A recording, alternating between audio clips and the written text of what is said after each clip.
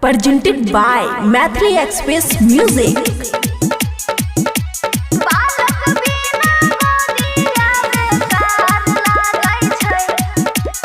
खुशी recording studio बलुआहा।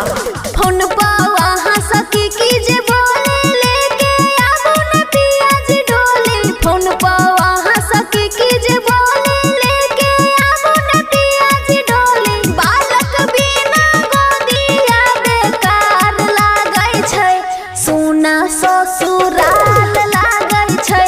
पिया हो बालक बिना गोदिया बेकार लागै छै, सुना ससुराल लागै छै। पिया हो बालक बिना गोदिया बेकार लागै छै, सुना ससुराल लागै छै। सुना ससुराल लागै छै। नीको न लागैया घरबा में खाना, सासु ननदिया जे मारैया ताना।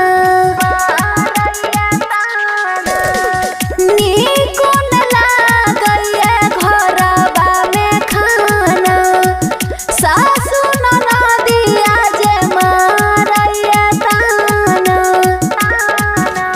नीको न बाजै जे बात बेकार लागै छै, सुना ससुराल लागै छै। पिया यो नीको न बाजै बात गवार लागै छै, सुना ससुराल लागै छै। पिया यो नीको न बाजै बात गवार लागै छै, सुना ससुराल लागै छै। सुना ससुराल लागै छै।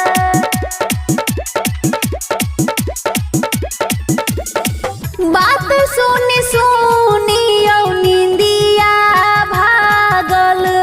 पिया हमरो मन में ललसायौ लागल।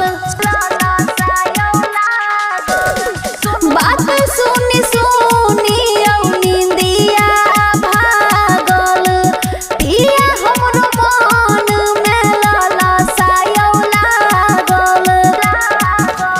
बोलम घर में सचमुच डर लागै छै, सुना ससुराल लागै छै। पिया यो घर में हमरा डर लागै छै, सुना ससुराल लागै छै। बुझलिए कि ना? खुशी रिकॉर्डिंग स्टूडियो बलुआहा।